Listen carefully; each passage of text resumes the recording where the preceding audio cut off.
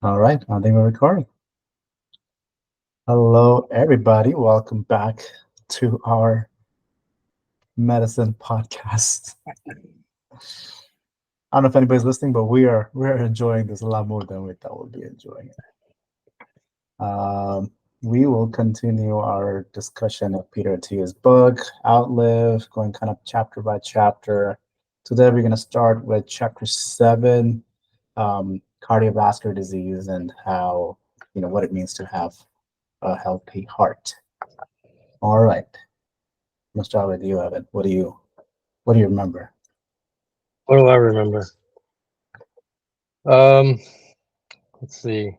I think I don't know if he begins the chapter like this, but he mentions the story about what is the number one symptom of heart disease. He had this his pathology professor in medical school would ask the class, what's the most common symptom of heart disease? And people like chest pain, da da da. And he's like, no, sudden death. Yeah.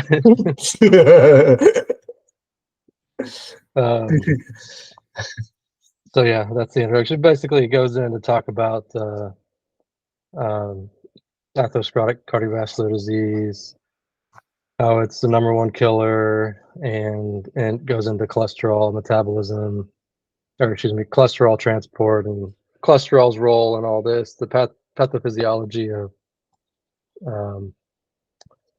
of plaque formation and all that stuff. Yeah, I think that's a great segue. I'm glad you remember that story. Because that in itself is very critical to understand why heart disease is so important. Um, so what do they mean by saying, the most important, the most common symptom is sudden death? So I guess how should the, I guess, public think about that statement? I I don't know. I don't know how to answer that, but that it's deadly, or that it can cause it could that a plaque could rupture and cause death. I think what they mean is all the people we think of having heart attack, or having heart disease or heart failure, those are the people that didn't die suddenly from heart attack. The rough estimate is 50% of people who have heart disease never make it to the ER. You hear about all these people who kind of died in their sleep. I mean, they most likely died from a heart attack that they never woke up from. It was sudden and they're out. Maybe it was peaceful, but that's the idea, that so many people who die randomly without trauma or something happening probably died from a heart attack. And and maybe PE as well as part of that, but even then, without that, I think autopsy, most likely they say the 50% of STEMIs don't make to the ER, for example. So, and we say, what is the number one cause of mortality? Cancer is up there, but I think heart attack and cardiovascular disease is still number one. So if you want to live longer and you want to focus on one thing and one thing only, your best bang out of your money is going to be focusing on how to reduce your risk for having cardiovascular disease, which heart disease is part of. Do you agree? Yeah, I agree, and it reminds me of something else he talked about, which I think he over he talks about how he got a coronary calcium score when he was in his 30s, I think, and it showed like it gave a number, whatever 6 or whatever it was for his age. Even though if you look at the number in a 60-year-old, you'd be like, oh, that's pretty good. But for somebody of his age, he's like, it should be 0. And he's basically making the argument that as soon as we're born, we're going to have evidence of cardiovascular disease. And so it's just a matter of lifetime exposure to whatever it is that's causing it. And even whenever trauma, you have young trauma patients and they've done autopsies and they'll look at their coronary arteries and they'll have plaque, so it's a matter of prevention early.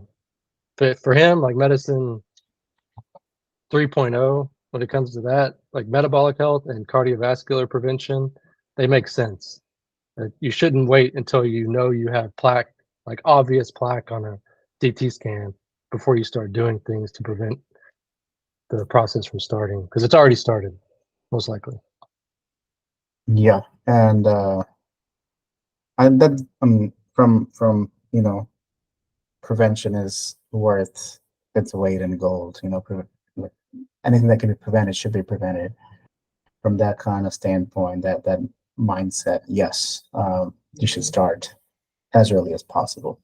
So we touched on two really important topics. Kind of, we introduced the idea of plaque formation, which I'm thinking a lot of people probably don't understand, and we introduced coronary calcium score. Both of those I remember being part of the book, and generally, in medicine, those are important concepts. And I'm gonna keep trying to ask you these questions, even though you're a surgeon, you know where to cut, and you may not remember all these things, but that's the point. I think for this topic, you'll be my educated citizen. And even then, I guess I'll take the role of an expert, but even then, the more I've thought about it, the more I realize I don't really fully understand it. So hopefully between us, we can understand and dissect it beautifully. Okay, so what do you understand about plaque formation, and what is all this, and why does it cause heart attack? Well, from what I remember, plaque formation begins with I guess let's start with a little anatomy. I guess the arterial wall is lined by cells, and behind those cells, you'll have some smooth muscle and intervening matrix and whatever. But essentially, you have a lining of cells in the arterial wall, and you get damage to some of those cells, which can lead to infiltration of particles within, like blood, whatever's in your blood floating around in your blood. If it's small enough to enter that space, it could potentially enter that space. If you have, and it just so happens that LDL or low density lipoproteins are small enough to enter that space, and when they do, there tends to be there can be a cascade of events whereby macrophages can begin to pull out cholesterol particles from within those LDL particles and begin to form these lipid-laden macrophages or foam cells, which eventually, it's a long cascade, and eventually goes on to get oxidized and build up and form basically a plaque of cells that have engulfed lipids, which encroach on the lumen of the artery. So it's hard to explain that without having some background in what are LDL particles and what are macrophages and HDL particles. But essentially, you have damage to the lining of your arterial wall. You have particles that get into that damaged space and encroach on the lumen, and can either just cause lack of blood flow just by the encroachment, or it can break off and cause ischemia or lack of blood flow in whatever area they break off to. Okay, so I'm going to share a tab. Let's see if this works. Okay. Is this kind of what you're referring to? It's from Cleveland Clinic. There we go.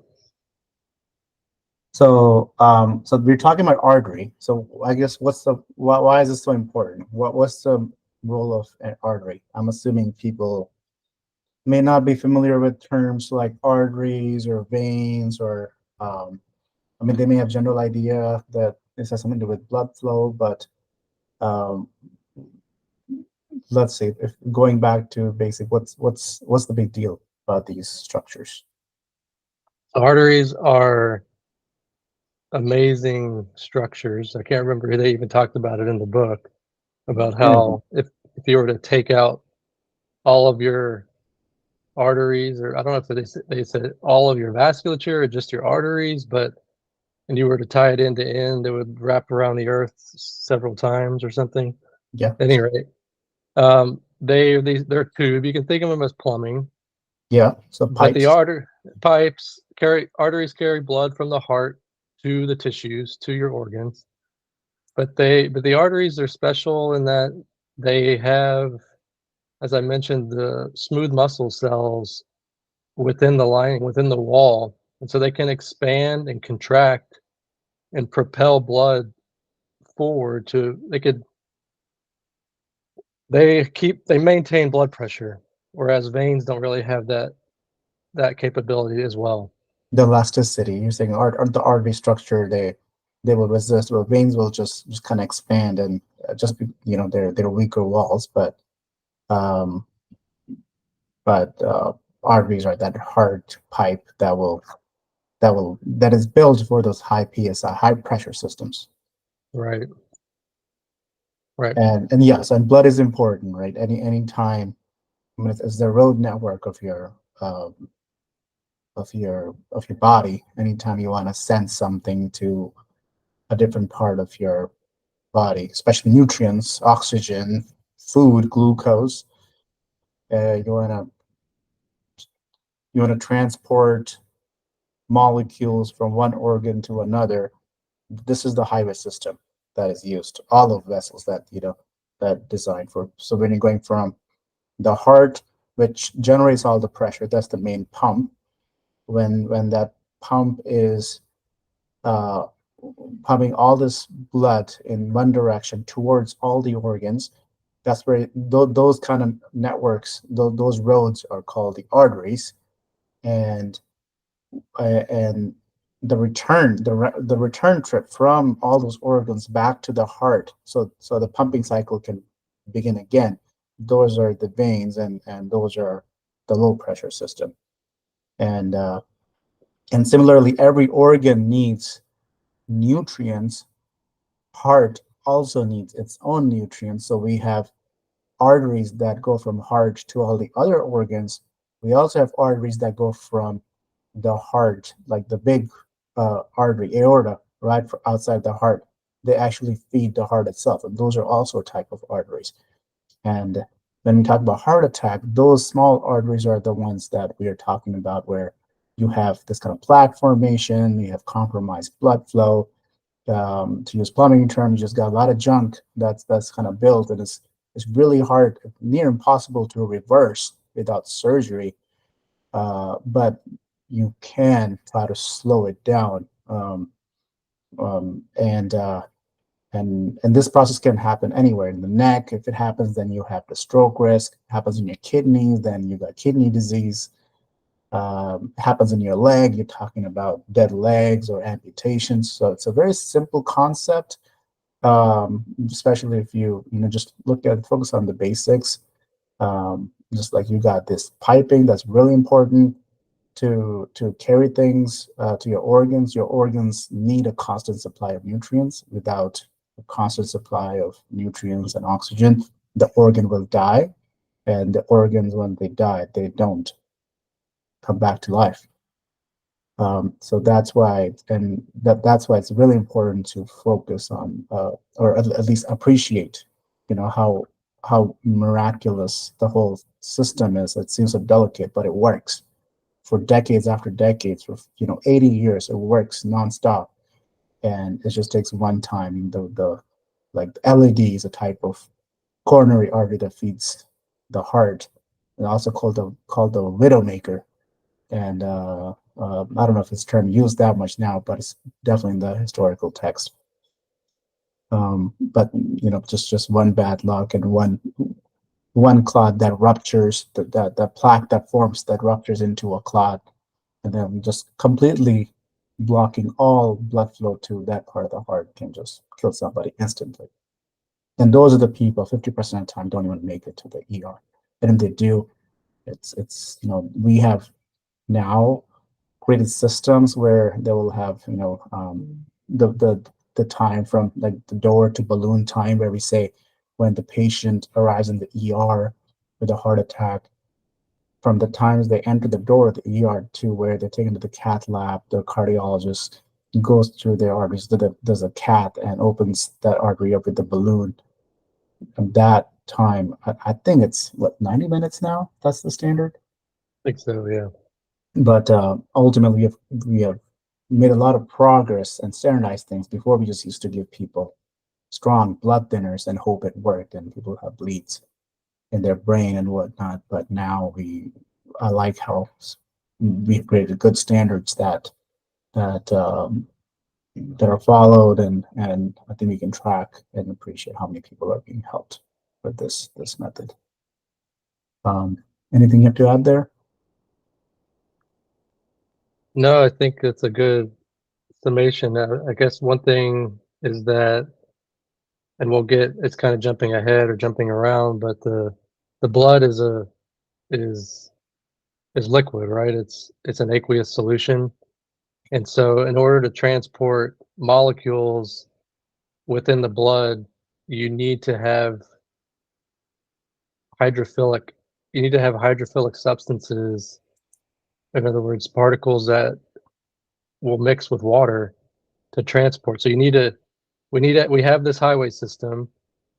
We need to deliver nutrients. Things like glucose can dissolve in water, but things like fats, which are extremely important for all of our cells, the lining has fats, and we break down fats for energy. You have to be able to transport that around the body. And so finding these, as we'll talk about lipoproteins, this is the way the organism developed to deliver those nutrients to different parts of the body. So the lipoproteins, or cholesterol within the lipoproteins, these are essential for life, and they can cause disease, but they're absolutely necessary.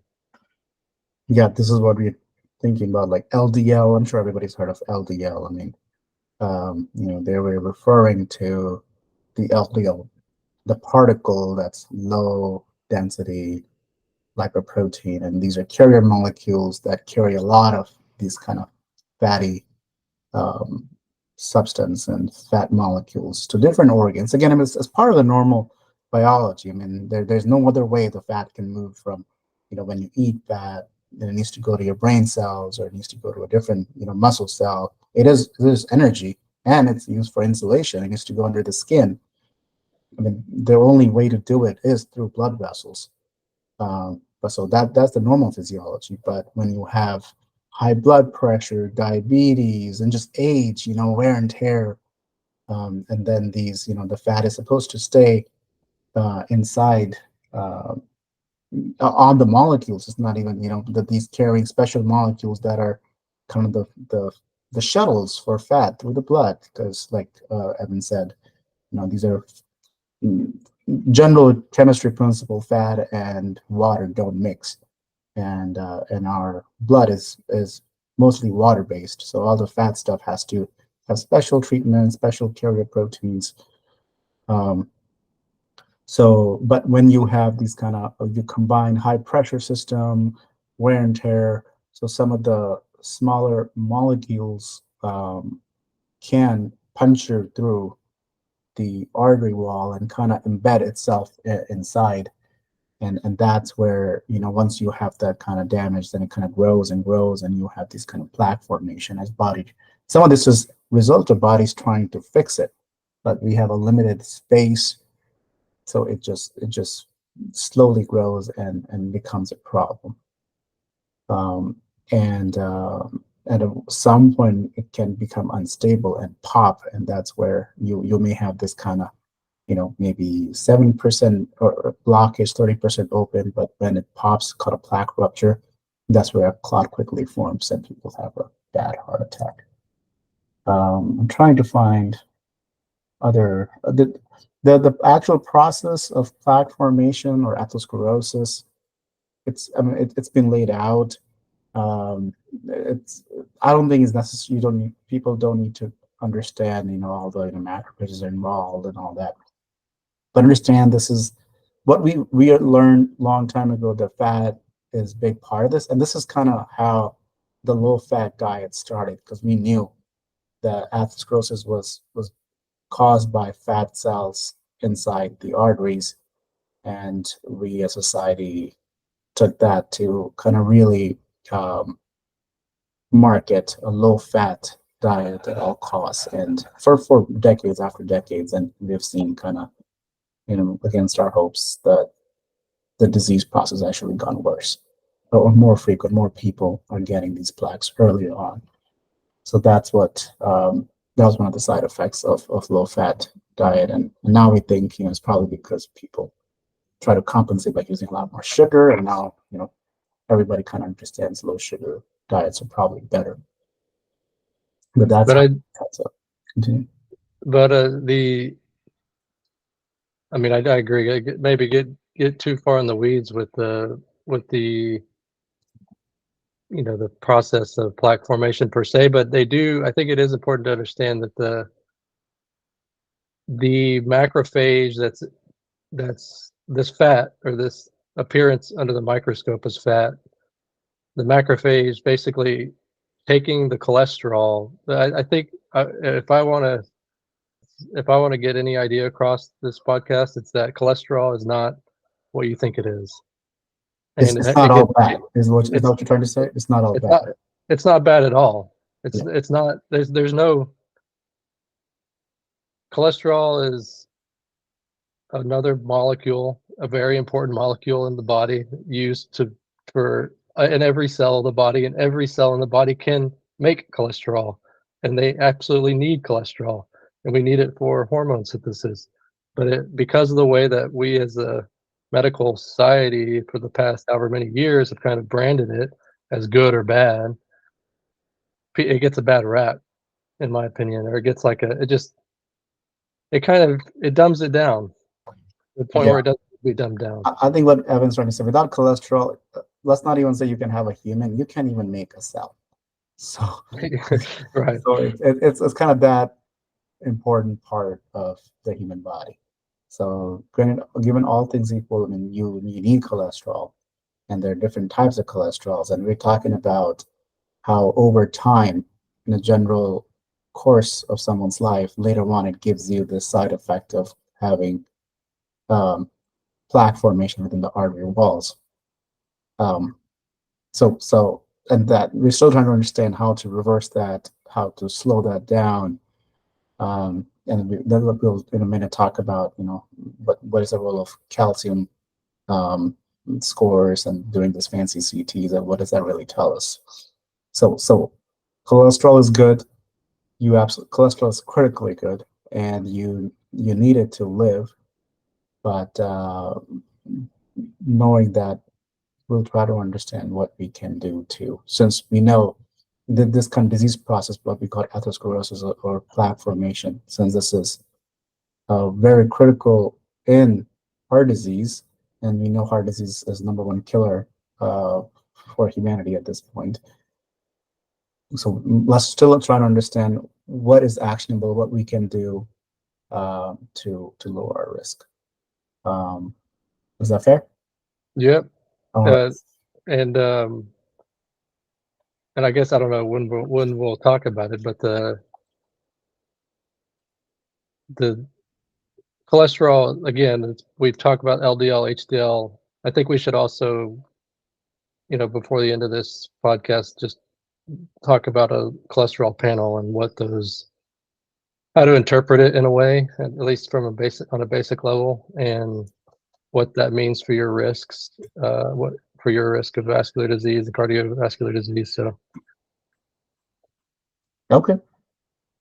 You want to talk about that now? yeah, let's do it. Okay. So, you start. Since Okay. I think you have really taken at least your version of deep dive, and so I think it'll be good. And I think this is a big topic for Attia as well. Right. And so I think I'm just going to so I'll just talk about the HDL and the LDL and kind of my interpretation of how to look at those when you get those tests. When you most labs, when you get those tests, it's your measurement is within that blood sample that you've given is a milligram per deciliter. So a concentration of cholesterol within they can separate it between LDL and HDL. They can fractionate that. They can, by spinning it in a centrifuge, they can take out the high density ones and the low density ones and even the very low density ones. And they can tell you the concentration of cholesterol within that sample. So that gives you an idea of the amount of cholesterol contained within LDL in that amount of blood.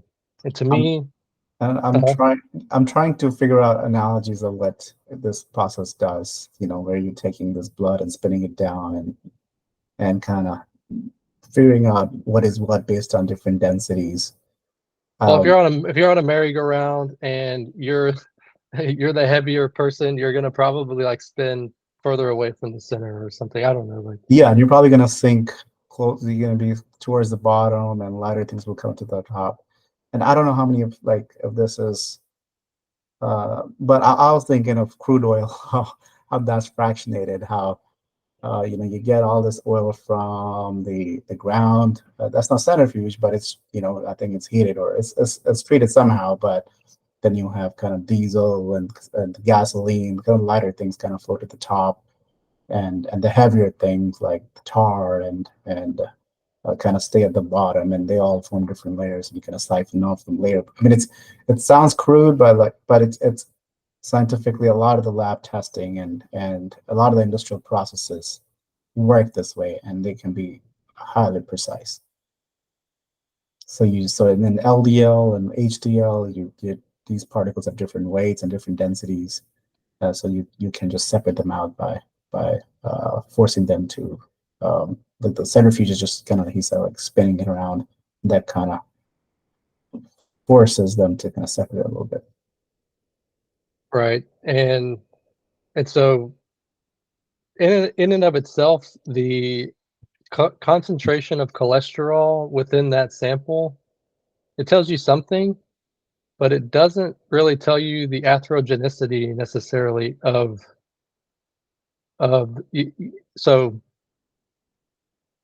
the atherogenic part of that particle is actually the low density lipoprotein, or excuse me, the ApoB 100. This particle that wraps, there's one particle on every low density lipoprotein, one and only one. It's called ApoB 100. It's a protein that sits on top of the LDL, and that is what gets attracted to the macrophage and kind of forms the initial connection that before the cholesterol leaves the particle. So the concentration of cholesterol in that sample does not necessarily tell you the atherogenicity of that sample, in my opinion. A better measure would probably be the total number of LDL particles, which most labs don't give you. That's not what they're giving you. You can send off for an ApoB, apolipoprotein B, and they will give you that. And I think that's a better test. And he kind of talks about that. I don't know if he talks about it in the book, but he talks about it in his podcast. It gives you a better idea of the total number of particles in that sample. And that's important because to me, that's the greater the number of particles you have in a given density, a given concentration of blood or given sample of blood, the more likely you are to get an event or to begin the process. If you can imagine that if there's 100 particles, you're going to have a greater chance that one of those is going to find that break in the wall to begin that cascade versus having 10 particles, right? So if I understand this correctly, you're saying the lipid panel that everybody gets, every physical that you get with your doctor, and they check your cholesterol to tell you if you have a high cholesterol, low cholesterol. First of all, they talk about total cholesterol. Hey, your cholesterol is over I don't know, like 160 is bad or 200. The big number, that's total cholesterol. That's basically kind of measuring all the cholesterol they found in the blood. What do you think that's a helpful number? If there are three options, that's helpful, neutral, or completely useless. How would you grade that total cholesterol number in the lipid panel? I mean, it's helpful. I think it's helpful to know these numbers. Wouldn't say they're useless or even neutral, but I just feel like they don't tell you about the function of, they don't tell you about the pathophysiology per se. They just kind of give you, like, Yeah, again, that, I don't know how to say it any better, but I would say to me, it's the total cholesterol number, maybe at best neutral to at to worst maybe useless. Granted, people who have really bad um, the plaque disease, they will have high. If someone has really high cholesterol, they probably have high heart disease, and we know that because we see it all the time. But what Evan is trying to say is you could have normal cholesterol, but you may still be an unhealthy patient because you're kind of missing the actual thing that matters. So if you, because what he's trying to say is we have, I think we're talking about, let's say two different things. We're talking about cholesterol, which is we established earlier is not bad. Cholesterol is good for your body overall. Every cell needs it. You know, you have hormones. It's part of a lot of molecules. It's crucial. But and to interrupt, sorry to interrupt, but no. the total percentage of cholesterol in your body, it's like 5% in your blood. Yeah. So you're measuring a very small fraction of the total cholesterol when you And give that number. Yeah. yeah, and you could obsess over cholesterol and not eat any cholesterol. Guess what? Your body needs cholesterol so much, it knows how to make it really well. Well, he said he even says that the dietary cholesterol, and I didn't know this, but you basically don't absorb that. It has nothing to do, what you eat cholesterol wise has nothing to do with what your cholesterol is in your body. Correct. Is basically his thing. I didn't really know there's full proof or full stop, like nothing to do with it, but apparently nothing to do with it. But yes, so it's cholesterol is good, and your body will make it. Not you can't really. So I mean, you don't really have to be shy about eating cholesterol. You can think you're doing yourself a lot of people about. I mean, avoiding a lot of cholesterol, but your body will make it, and if you eat too much, you'll probably just have diarrhea and poop it all out. And so we have this cholesterol. Remember, we said cholesterol is a fat based molecule, and blood is mostly water based. So LDL. When we talk about LDL, we're not talking about cholesterol. We're talking about the car that carries the cholesterol around. You're talking about the shuttle, that carries the cholesterol around in your blood. So it can, otherwise it won't really work without this carrier protein type particle. And the particle, so Evan is trying to say is, instead of measuring cholesterol, we know the plaque formation, the number one step is when a particle kind of punctures through or leaks into the blood vessel. So it's not really about the cholesterol, but the particle. If you have two people who have, one person has really bad cholesterol, but has these huge particles that are too big to go through the wall and kind of stay in the artery, that person, despite having high cholesterol, overall, the high cholesterol concentration, won't really have atherosclerosis because no particle is able to escape into this space inside the blood vessel that causes the problem. So you cannot have the problem. You need to have small particles that leak in there, and frequently LDL um, is the particle. We talk about LDL cholesterol that tells you when you get lipid panel LDL, you have high LDL or high low LDL. They're measuring cholesterol. What they're trying to do makes sense, but it's not a precise way of of answering the question of what is my risk for having plaque formation, for example. Yes, if you have super high cholesterol, the number of LDL particles in your blood will be high. So yes, you will have a higher risk because not because your cholesterol is high, but the particle number is high. And similarly, if you have low cholesterol, you should have less need for those LDL particles, so your particle number should be low. But we start to see people who have normal cholesterol but a high particle number, and they go through life thinking they don't have high risk, but they do have high risk because the particle number is high. And so that's the big problem.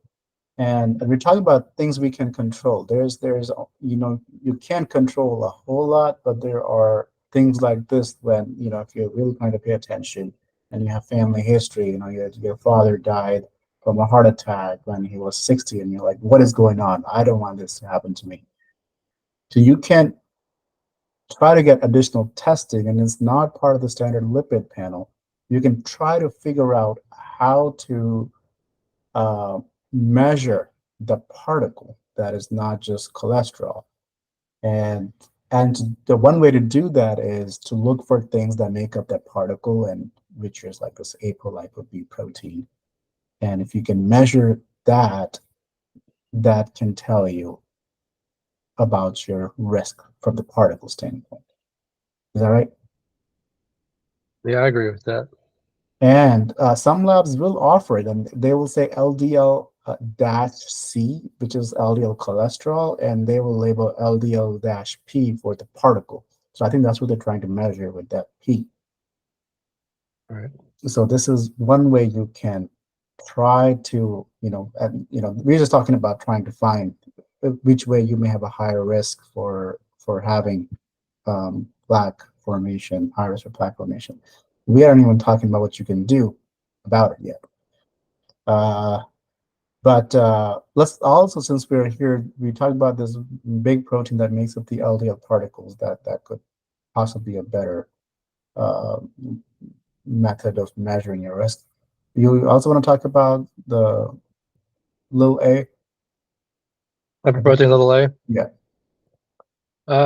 Yeah, I can talk about it a little bit. I mean, from what I understand, it's not, so lipoprotein little a is a protein that's found on some of the LDL particles, not all of them per se. But if that, for elevated lipoprotein A, it seems to confer a higher risk of having cardiovascular disease. And it, you can't really change that that value with at least right now. There's not great medications that can change that value. I think that PCSK9 inhibitors can lower it like 10 or 15% or something, but for whatever reason, it's more atherogenic, that particle. I don't know, do you know more about it?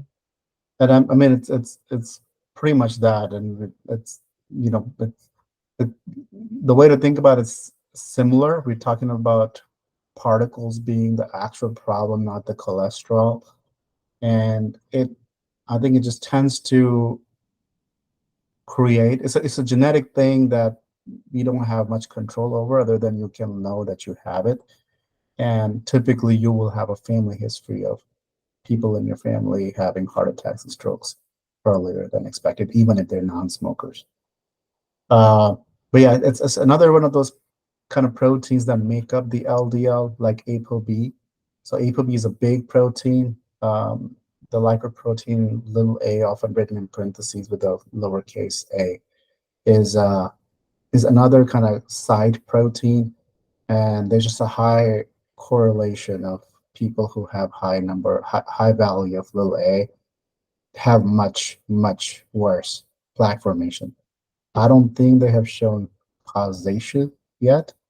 I may be incorrect in that, but I have sometimes checked in patients who show up without smoking history. They're not really a diabetic either, but they have, they're having third stroke and they're 65. And I'm like, I don't know what's going on. I've done that only a few times. I've checked lipoprotein little a and it's been elevated. The only downside is I still don't know what to do about it other than the standard therapy that we do for stroke patients, especially once they've already had strokes. So that's the only a sad part. But his genetic number, and regardless of your lifestyle, it should be high if you have that risk. So typically people measure the little a, lipoprotein little a, once in their life. Either it's high or it's not high, and if it's not high, good for you, and you can just ignore it afterwards. So it's a one-time test for most people. But I think it does. I mean, I don't know if he talks about it in the book, but for him, he's at least in his podcast. Even if you can't really change it, at least it gives you some insight into Your risk. You should be super aggressive about lowering LDL and lowering your risk, whatever it may be, diet, exercise, of reducing cardiovascular risk. I agree. I mean, if I had that, I would want to know if I have high risk or not. I had checked from my dad, and he was negative, so that was reassuring for me. So yeah. It's definitely worth it. I mean, I think especially if you're the type of person who don't have any problems, or you're getting lipid panels, the traditional lipid panels every year, and it tells you the same information every year, and you're the type of person who's curious, hey, what else can I do? This is something. This is more information that is not complete baloney. You know, these things have some measurement, and I wouldn't be surprised in like 10 to 20 years, like these become more standardized. I think that's where the trend is going. That this will become part of the mainstream, and insurance companies will start covering these tests. Yeah. So this is one way of measuring if you have higher risk, because the question is, I don't want to die of heart attack. I want to live a long and healthy life.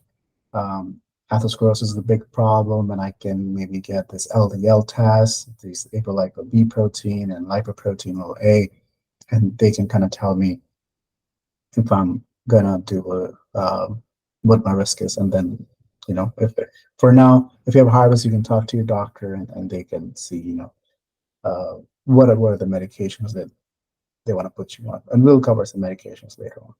But what else can we do to try to figure out what your risk is? And here I was thinking of talking about the calcium score, unless you have other ways of measuring risk. No, I mean, yeah, when it comes to those things, you're going to be better. I just don't do this on a daily basis. That's true. So I would say so lipid panel, kind of understanding your lipid chemistry is one important thing. So I would say there's, and then the second one that's very popular is the coronary calcium score. And what that is all about is, I'm trying to share something else. It's the same thing, the plaque that forms in arteries. You're chemically, whenever you have fat, calcium, for a reason I don't want to get into, likes to react with those fatty acids. So fats, when you talk about fat units, you talk about fatty acids. And calcium creates a stable molecule complex when you have a lot of fat. So whenever you have these fat deposits in the arteries, calcium likes to go and hang out there. Calcium doesn't really cause damage by itself, but the good thing is calcium will show up on X-rays or CT scans. So the idea was, well, the only other way would be, you know, other than doing autopsy and trying to find what your calcium is, that's too late, obviously, can we shoot X-rays and try to see if you have enough fat that, you know, calcium is showing up. So yes, so you could do these kind of specialized CT scans that will tell you if there's calcium in around the heart and your coronary arteries. And if there's calcium there, you can absolutely make a conclusion there saying there is fat deposits around in those arteries. So you have had plaque formation because you have calcium.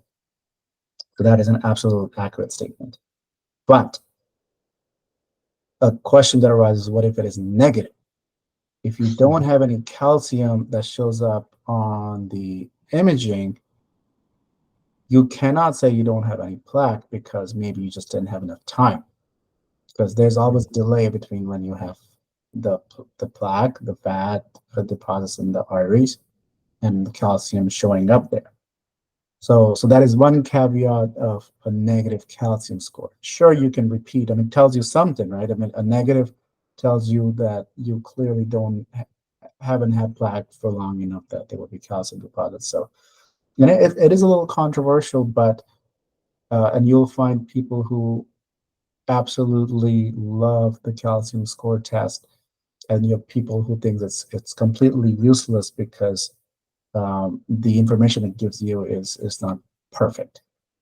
I sit somewhere in the middle because there's a third point that kind of complicates the picture is what kind of, which is, I don't know if Evan agrees with this or not, but we try to figure out yes, you have plaque. We know you have plaque, but what is the likelihood of that plaque rupturing? And that is to say, even if you have plaque, what is the chance that that plaque will result in a heart attack? And there's a school of thought that says the plaques that rupture, that give you a heart attack, a bad heart attack that will kill you, or a stroke, is not the old plaque that is calcified. So a lot of cardiologists will think that once you have calcium around that plaque, it is like a scaffolding. It is a very stable plaque that has been there for years and has withstood, high pressure system without rupturing for a long time. It is a stable plaque. So if you have calcium around a plaque, you may not need to worry about that plaque. What you do need to worry about is these new plaques that are like teenagers. They're unpredictable. You don't know when and if. It may be a very small plaque, but it's a new plaque, and it has not shown to be stable because it's new and doesn't have any calcium around it yet. But those are the plaques that may rupture and give you a much higher risk of a heart attack. And this fact is what gives me caution, and that I don't necessarily recommend it to everybody. But I am open to, if evidence comes other way, like I'm happy to switch my practice, but this is the main reason I am a little skeptical of the calcium score. Okay, what are your thoughts, Evan? There's I guess, two or three things. Yeah, I was going to ask you, what do you think what is the bigger risk? Is it the soft plaque or the hard plaque? You kind of answered that. He talks about his um, his father having stents placed in his heart. I think maybe this will piss off the cardiologist, but it sounds like, or the interventional cardiologist at least, that we probably over the past 20 years we've been putting too many stents in people. It's not like if you're coming in with EKG changes indicating you're having some event at that time, yeah, put balloon, stent, whatever it is to open the vessel back up. But it sounds like his dad got a couple stents for probably stable disease, right? And then you're on antiplatelet medications, maybe at least for a period of time, and you always have these in your coronary vessels. So probably overdid it in the recent history of putting these stents in, especially if they're just stable plaques. The other piece he talks about is, I think in his mind, he thinks that a CT angiogram of the heart is a better test than a coronary calcium score, which comes with a little bit higher radiation dose. But according to him, and I don't know if I've ever looked at I've seen plenty of CTAs of the chest, but I don't know if I've ever zoomed in on the heart, but you can kind of see the softer plaque with these CTAs. What is your thought on that? I don't know about the resolution. So first of all, CTAs is where you're not just taking a X-ray or a 3D X-ray. A CT scan is basically a 3D X-ray.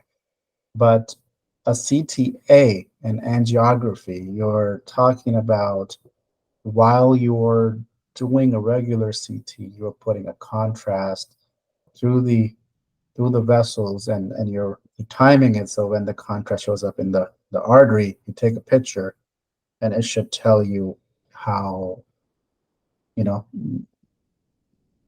you should highlight the interior part of the artery, and you can maybe measure the narrowness at different spots.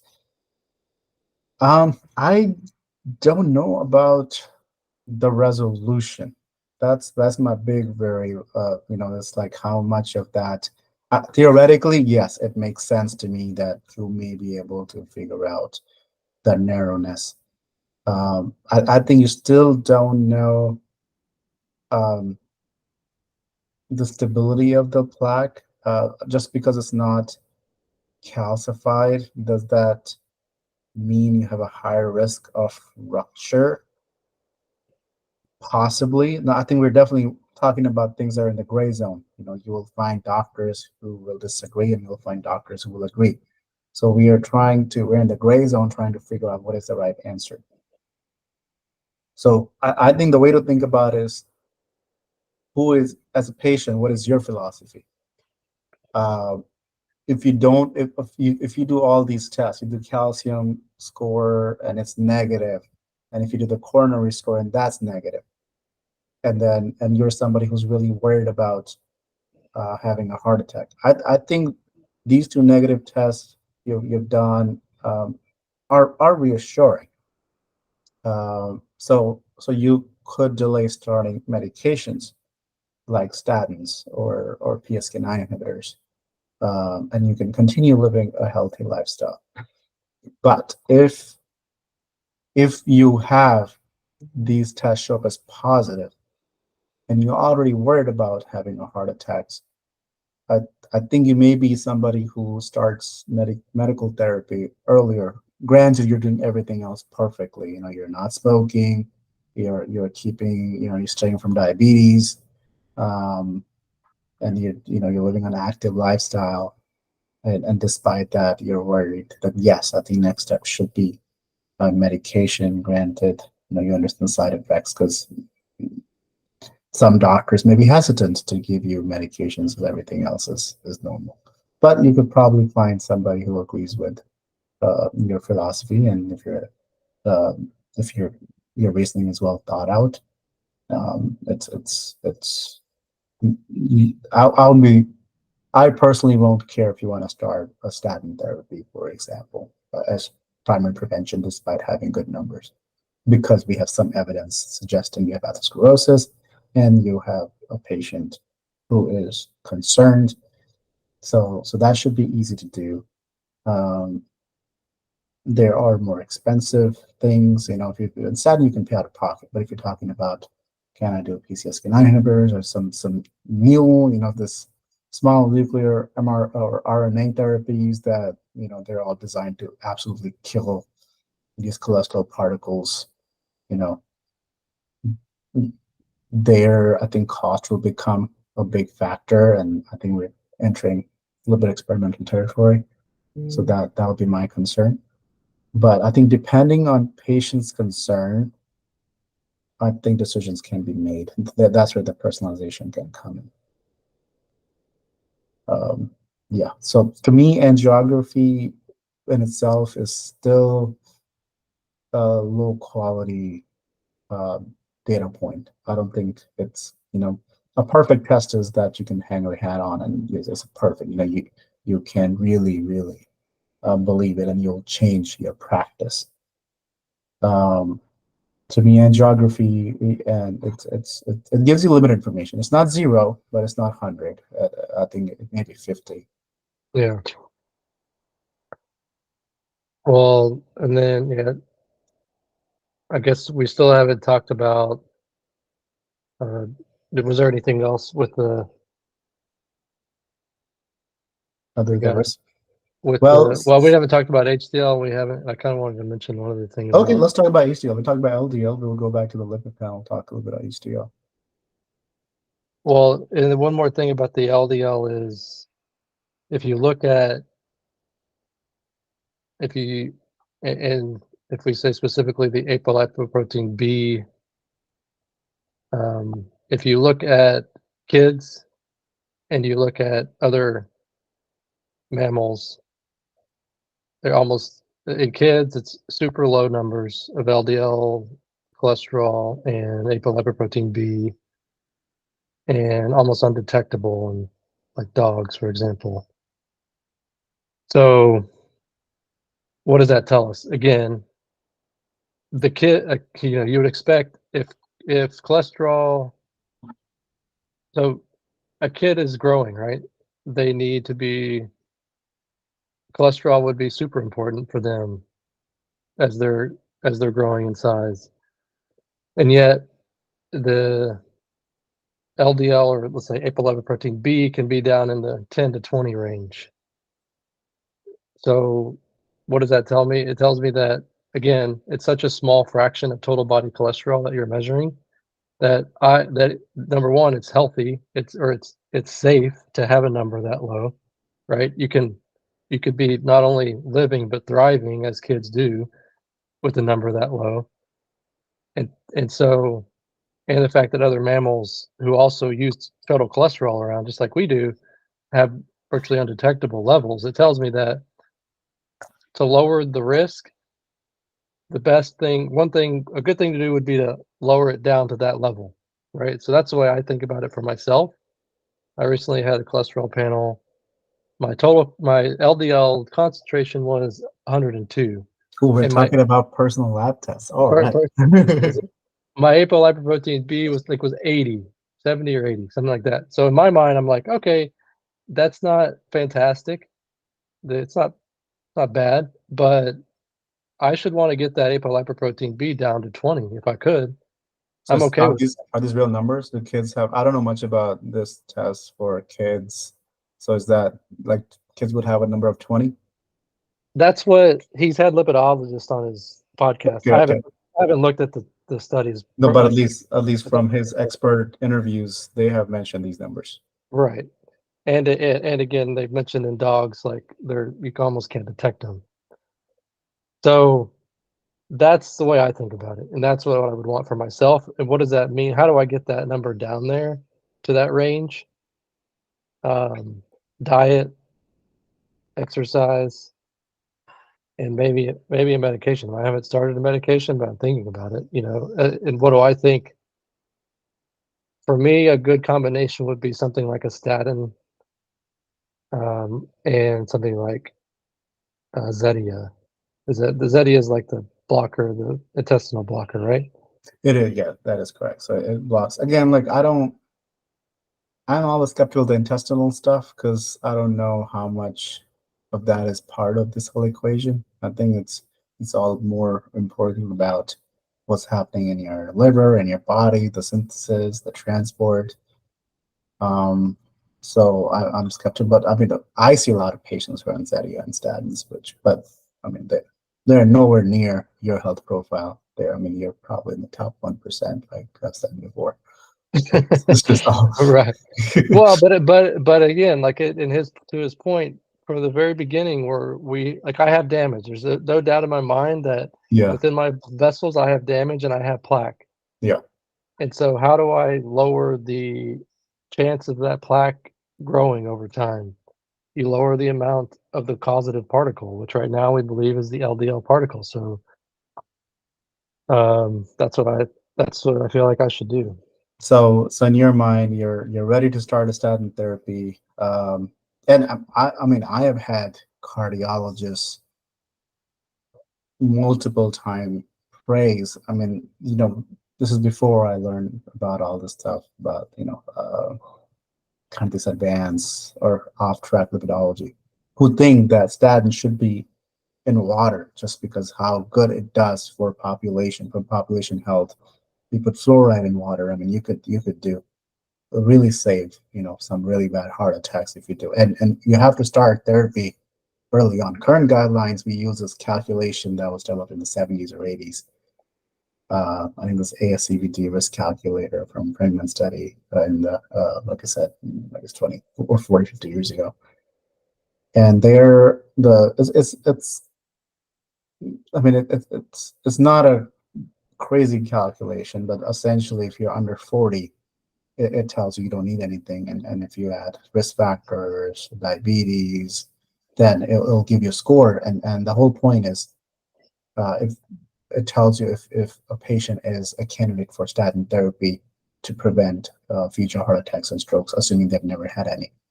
Because if you have had a history of heart attack or stroke as a patient, the answer is yes, you should be on this patient on these things, because nothing will measure matters, because you already had a heart attack or a stroke. You already had an atherosclerosis, kind of a major event. So testing is designed to catch patients before they have that event. But if you already had it, testing is a moot point. But let's coming back to people who have not had any of these bad events. Historic testing will disqualify anybody under the age of 40 because they're considered too healthy. But there's cardiologists that I've had many arguments with, or discussions, I should say, not arguments, and also like a lot of these smart people who are really studying lipidology and want to live healthy for longer, are suggesting, and it makes sense, that you need to take steps as early as possible for prevention to happen. People start making plaque in their 20s, maybe in teenage years. So why wait? Why lose decades to plaque formation when it can be started earlier? I mean, cost is not an issue. So what is an issue? And we're not talking about people who have side effects. I mean, that yes, there are those, but there are some alternate therapies. Right. I mean, obviously, people. Let's not forget statins come from. I mean, the molecule is tree bark, right? It's some. I think yeah, red yeast rice has like some. Red yeast, right? Sorry, yeah. I may have thinking of diabetes medication. Anyways, yeah, red yeast rice. So like, it's not like it's not some it's not some PFAS that we might talk about later, right? It's not like some lab Yeah. derived molecule. I mean, certainly it's probably modified from whatever that was originally found in the red yeast rice, but anyways, it's a kind of a naturally occurring molecule. Yeah. And yeah, if you have side effects, then yeah, maybe don't use it. But if you, in my mind, I kind of I'm leaning towards earlier better than later. Let's not wait for the disease to progress on before you start doing something about it. Yeah. And what does statin do, since we're talking about statin? Well, from my understanding, without getting too technical, they essentially they increase the LDL receptor. They put more LDL receptors in the liver. The LDLs that go back to the liver to kind of be reprocessed. They bind to a receptor on the cell, the liver, and the more receptors that are on those cells, the more you're going to intake into the liver and kind of process. And so those, through blocking an enzyme, they're going to increase the production of those LDL receptors, and so you're going to clear more LDL. Yeah. So it blocks a step in cholesterol synthesis in the liver, so your liver doesn't needs a lot of cholesterol, because it's one of the factories for cholesterol production. So if liver can't make what it needs, so it tries to get it from the blood, and that's why it puts out these receptors saying, hey, I need more cholesterol. And and blood carries everything, so it just picks, once you have receptors on yourself, so you can catch those particles out of the blood, and so essentially it reduces LDL particles. I mean, also reduces LDL cholesterol, since it does both, by reducing those particles. But yes, so it reduces your risk for having atherosclerosis by removing LDL particles. And a lot of these advanced Repatha, they all accomplish similar things, just by slightly different mechanisms. And then, so to me, the piece that I think we know the story of the LDL particle and the cause and its causative role in atherosclerosis. I think that I believe in it. I believe that that's true, at least, to a large extent. Maybe there's more to be discovered, but what we don't know is about these HDL particles. I feel like our understanding of the HDL particle is elementary at best. Do you want to discuss? I mean, I can tell you what I think about HDL particle, but I think you can also share because you have studied more because of your interest. I know what I know based on our medical practices. So, in our medical practices, I mean, we kind of ignore the HDL. So in my mind, in medical school, we learned about all the things you could do to increase HDL, like niacin supplement, which is vitamin B3. And there's, some other molecules you could take to increase because we think increasing HDL, and what is HDL? We talk about LDL, which is like a low density lipoprotein, one of those carrier molecules that carry cholesterol, throughout the body, typically taking it from the liver to the other cells. And we think the high density lipoprotein, or HDL, kind of does the reverse. It brings the cholesterol of these lipoproteins to the liver, maybe liver loads them up or recycles those proteins. So essentially, the idea was, if we have people who have high HDL, that HDL will go and get the cholesterol from all over the body back into, or from the arteries back into the liver, basically kind of do some of the garbage cleaning. That is the evidence we have for LDL causing trouble is by far greater than the evidence we have for HDL doing a lot of good for you, or at least manipulating HDL being able to do good for you. So we don't really have a good way of manipulating the HDL. So oftentimes it is ignored. Anecdotally, we know people who have high HDL, even though we don't know how to manipulate it in people, but genetically, people who have high HDL, despite having high LDL, tend to have better plaque profile. They don't have as much plaque if they just happen to have high HDL because of their genetics. And like I said, we don't know how we can give somebody who has low HDL high HDL, other than eat better and exercise, something that gives it a boost. But that's the only thing we can do. There's no other good drug therapy we can do. Yeah, and I think it's interesting. I think it's important to really think about these particles, whether it be LDL particle or an HDL particle. Like you said earlier, these are transport mechanisms. And if you think about the LDL particles, say, you need to transport, the body wants to transport cholesterol and other things within the body to the periphery, or from the liver to other organs. And the LDL particle seems to be, at least our understanding is that it is that particle that does that transport to the other tissues, whereas the HDL particle seems to be the one that takes cholesterol from the other tissues and brings it back to the liver for reprocessing. I don't know whether I think that's true. I mean, it also takes it back to the intestine, to dump it there too. But I think it's, in general, I think it's an idea to think about it as these are transport molecules, these particles, I guess. And so why isn't HDL particle causative in atherosclerosis, and why is it helpful in atherosclerosis? Actually, the belief is, well, number one, it doesn't have that apolipoprotein B100 sitting on its outside, which seems to be the initiator of that process.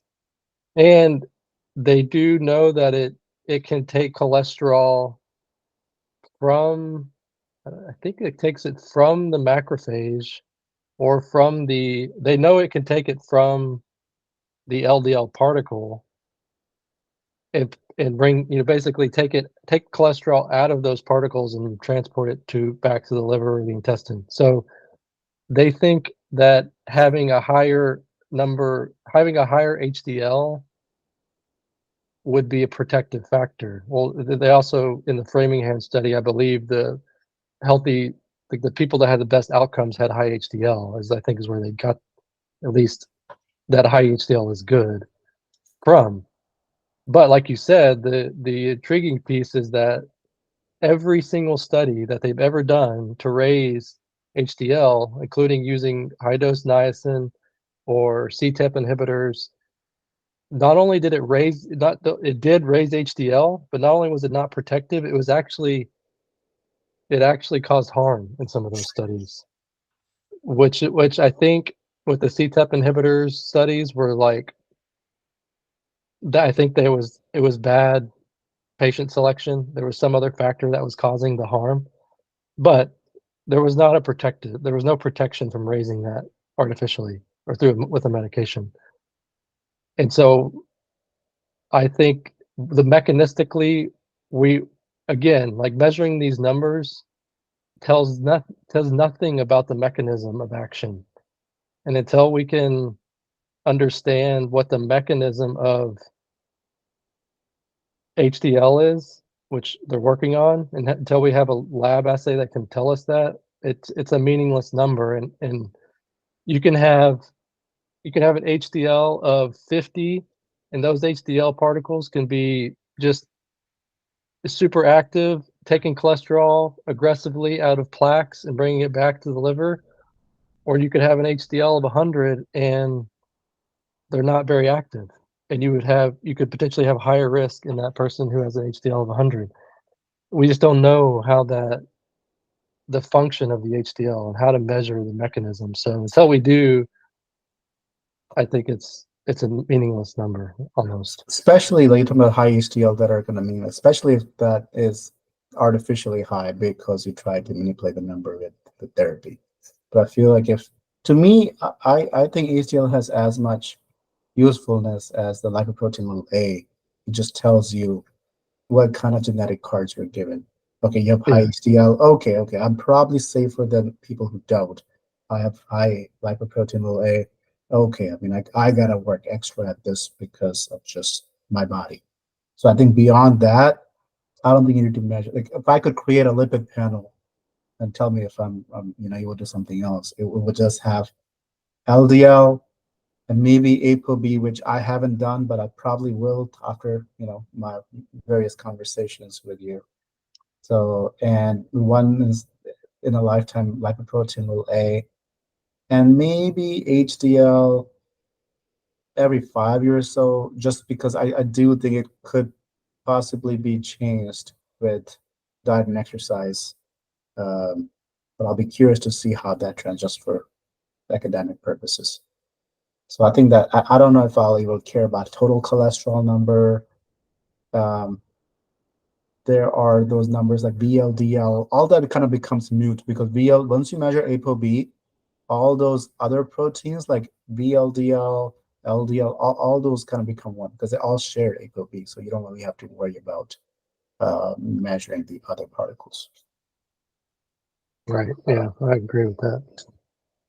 So that would be it. And the only other thing we didn't discuss about atherosclerosis that I think is just as important as these particles in LDL, I think is insulin resistance, which I don't know mechanistically, but there's a lot of evidence suggesting that once you have diabetes or insulin resistance, even with the same number of LDL particles, your risk for atherosclerosis goes through the roof. You could have LDL numbers, I don't know about ApoB per se, but especially like traditional, the LDL cholesterol number of like 100, 120, which without diabetes or insulin resistance would be average. They're not scary.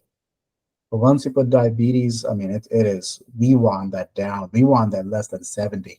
Like the equation completely changes. It's like everything is supercharged to try to kill you through atherosclerosis. So that's the one thing I would say is we need to focus. If you're serious about reducing your risk, you cannot have diabetes.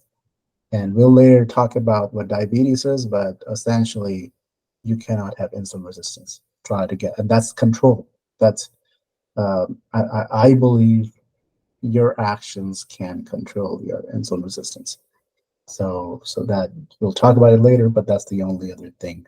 I think if you do that, in my book, if you are very focused on insulin resistance and you make sure lipid panel wise, your ApoB and your LDL cholesterol are not crazy high. I think you don't need to do much else. You could still take a statin. I mean, you could do those coronary calcium score or angiography, but I would offer you, hey, if you're really worried, do you want to just take a statin and forget about the test? Because I don't know what to make of these tests. So that would be a conversation I could have with the patient, and they want to start a statin. I think that's completely reasonable. And then we just, if you have side effects with it, we can stop it. But that'd be one strategy to try to minimize things you can do.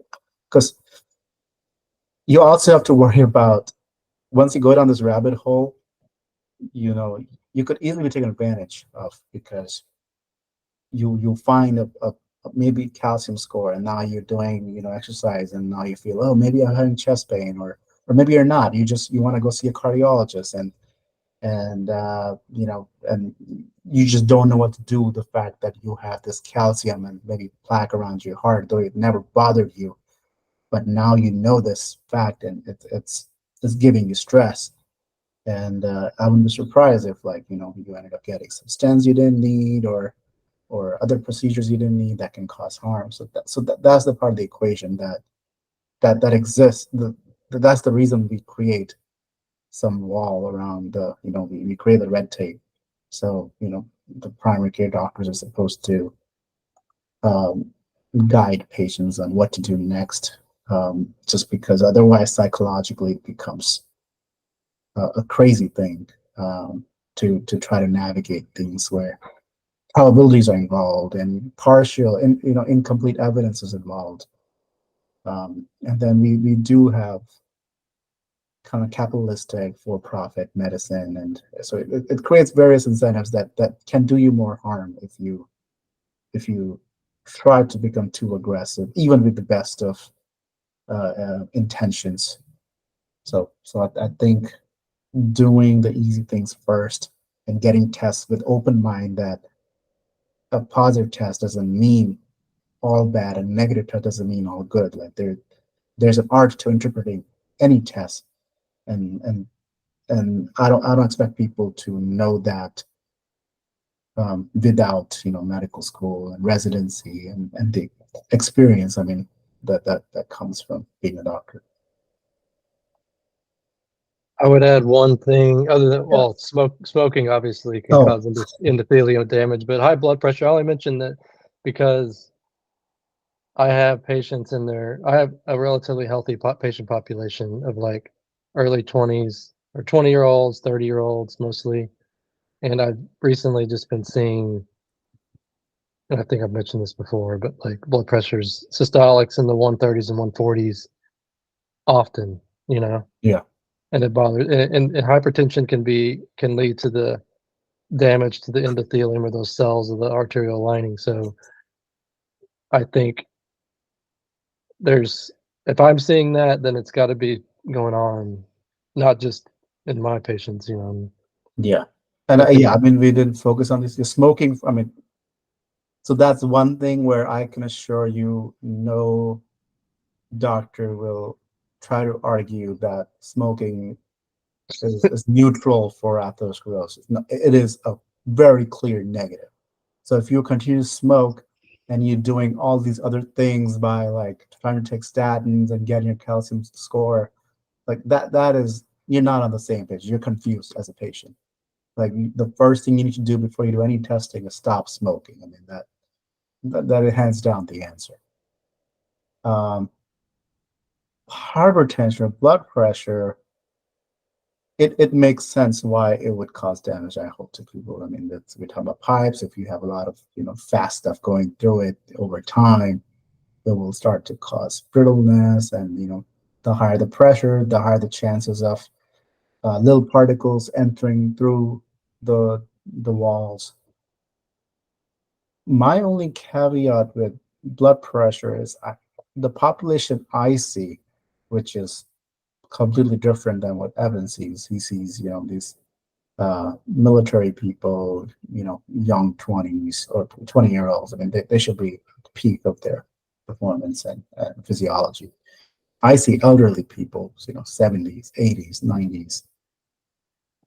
So my concern these days has been that as a society, we control blood pressure way too aggressively. And granted, like my population, I'm not worried about preventing heart disease 20 years later. I mean, these people are elderly, so their mortality is going to be high, no matter what scale you measure. But what the downside of aggressive blood pressure control is low blood pressure, dizziness, falls, hip fractures. So I have started to focus a lot more on that.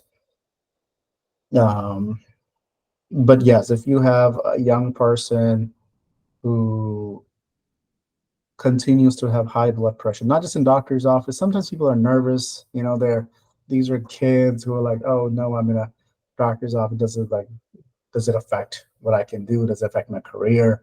While he's And drinking the monster drink, yeah. Yeah, like caffeinated and just pumped, and the blood pressure is high, and when they come to the doctor, but once they're living their life, the stress level is lower, blood pressure normalized. So I think, to me, blood pressure is it changes all the time. It's very complicated how your body decides what blood pressure you should have at any given moment. You're standing, laying down, nighttime, daytime. So before declaring somebody has high blood pressure, I would always make sure, I mean, we have multiple, variety of measurements, and then have that conversation of why you have blood pressure. Because it's not just, I think first part is deciding they have high blood pressure, and the second part should be, why do you have high blood pressure? Obviously, things like diabetes, insulin resistance, metabolic syndrome, I mean, blood pressure is certainly part of that. But if you have high blood pressure without those things, it may be a sign of something deeper, maybe of kidney disease, maybe something else going on. So sleep apnea can cause high blood pressure. There are other things that can cause high blood pressure that warrant kind of digging into and trying to figure out what's going on. But yes, I see patients who have high blood pressure. People kind of never really paid attention to it, and now their kidney have failed because of high blood pressure. Because that's what happens when you have organ damage from uncontrolled high blood pressure. So yeah, I mean, I agree. Like, definitely, it's a different disease essentially in the elderly or in the older population, just because of that risk of having hypotension. But I guess from a medicine 3.0 perspective, I just feel like, yeah, and I always go back to the chart whenever I see these measurements. I'm like, is this a one-off, or is this a doctor's visit related thing? And I'll look back to the chart and I'll start to see like a trend. yeah, And anyways, I just think it's a good, if that's going on in the population in general, then again, start early, correct that over a lifetime. Ideally, when you get to 70, you don't want to be, I mean, yeah, maybe your a blood pressure of 135, 140 is going to be normal in that patient population, but I'd rather my normal blood pressure at 70 be 130 than 140 or 150, right? So that you don't yes, have to, you know what I mean? That's an indication of elasticity of your vessel walls, which is again a reflection of your lifetime exposure to the high blood pressure. So like keeping it low, keeping it in the normal range for longer should be better. I agree. Especially, like, I mean, if you're having these things, um, if you're having high blood pressure, again, I'll try to figure out what's causing it, because like, in my mind, 90% solution to blood pressure should be lifestyle changes. I mean, your body should get blood pressure right. If it's not, try to figure out what. I mean, anecdotally, I've seen people who have high blood pressure. I mean, and they stop like drinking. They're excessive drinker. They stop drinking. They come off all their blood pressure medication. I've seen people who won't disclose it, but they are taking testosterone supplements, and then they have high blood pressure, and then we talk about it, and then they start to come off of it, and then they're no longer hypertensive. So I think it's oftentimes there is a reason, um, especially if you're not obese, you don't have the metabolic syndrome, and it may be you're I don't know, like you're in a very stressful environment. Maybe your family situation causes a lot of stress. Maybe you're a primary caretaker for somebody sick. You're in the military. You're in medical school. There could be a lot of so I mean, so stress can cause us. I consider that reversible. But yes, if you do everything, you do some of the advanced testing, and if it's still negative, I mean, it should be treated. But I think um, oftentimes I think people get treated for blood pressure, but often it's this early sign of maybe something else is going on. And there had been a trend about increasing I think the threshold of what is considered blood pressure. They always shift, like these. They're always guiding committees, and 1 year they will change. Oh, anything the top number, systolic number, but 140 is blood pressure, high blood pressure, or it's over 130 is high blood pressure, and it just has this kind of funny consequences of headlines forming. America has this many people who have high blood pressure, which I mean, it can be tricky to set arbitrary thresholds, but you just don't see that with glucose. We know what is diabetes is diabetes. That just doesn't change that much. So it's interesting that the blood pressure thing. It's I think it confuses people. It confuses medical community as well. Yeah. So yeah. I can I'll say one of the last things, and he has like these 3 blind spots of medicine 2.0 regarding atherosclerotic cardiovascular disease. But he does say at the end that time is the greatest setback of medicine 2.0. So when it comes to the ASCVD risk, we mostly think, or as a medical community, at least what I learned was the 10-year risk, right? What is your 10-year risk of vascular disease? But we need to be thinking about your 30, 40, 50-year risk of vascular disease. That's the 3.0 approach. Yep. So 3 blind spots. Number 1, there's an overly simplistic view of the lipid panel that fails to understand the importance of what the lipoprotein burden means. Like, what is it? What are their functions? We talked about that. The general lack of knowledge of other bad actors such as Lp(a) and ruminant VLDLs, which we kind of touched on a little bit. Yep. And failure to grasp the lengthy time course of atherosclerotic disease and the implications for prevention. So that was kind of that last piece. Yeah. Thinking so. And I mean, like you said, we need to be thinking 30, 40, 50 years ahead, because another big risk factor is age. I mean, you can be the healthiest person, but if you're 80, you are going to have a lot more plaque. So it's, if you could lower that burden by having a different lifestyle or even medication. I'm always hesitant to recommend medication without being clear that it's going to help. So I have very minimalism bias when it comes to medication. But if you could lower the risk of, quick and sudden death, and maybe adding, who knows, maybe 20 more years to your life, do you take it? I mean, like I said, I mean, one can easily argue, yes, you should, and it is personal. I mean, some people might say, I don't want to take a medication for 50 years. I'd rather die, 10 years earlier, but then have to be changed to this medication. So I think that's probably one factor. But yes, it's clear to me that everybody will have atherosclerosis. It's only a matter of time. And there are some things you can do about it.